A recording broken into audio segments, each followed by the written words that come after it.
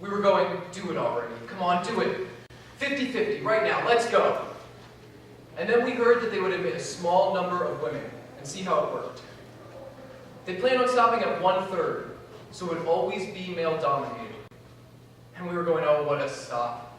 How miserable. Just throw the whole thing open, come on. Little did we know that women would be so smart, pretty soon it was darn difficult for a guy to get into the school. My freshman year, the year before coeducation, I liked the fact that we could focus on academics during the week.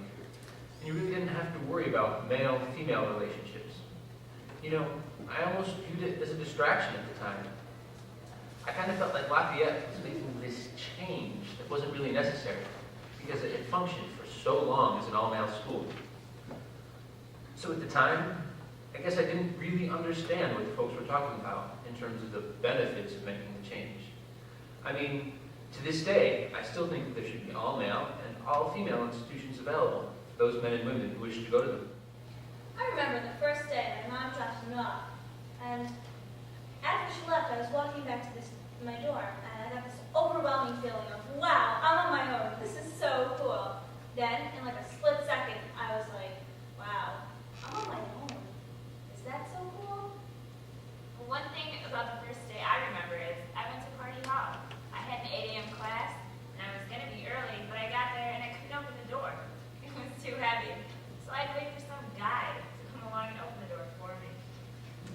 One of the things that we noticed very early on is that girls were rooming with other girls of basically the same size. So you would have 2 tall girls together, and 2 shorter girls, and 2 rounder girls. And I do also remember the black girls rooming with girls who were also black. I can't say I related very well to the men in class. I mean, a lot of the time, I was the only woman in the room, and that could get pretty uncomfortable. I think that every time I walked into a classroom, I had to prove that I could do the work first. When you walked in there, you wouldn't get the support right away. You had to prove yourself first. I know that freshman year, the doctor on campus was very unfamiliar with females and female problems. I remember my friend went down there to see him with very, very, very severe menstrual cramps. And he gave her an aspirin and sent her home. He was clueless. I do remember a great change when there was a nurse on campus, or at least somebody who had seen a woman at least once in their medical career.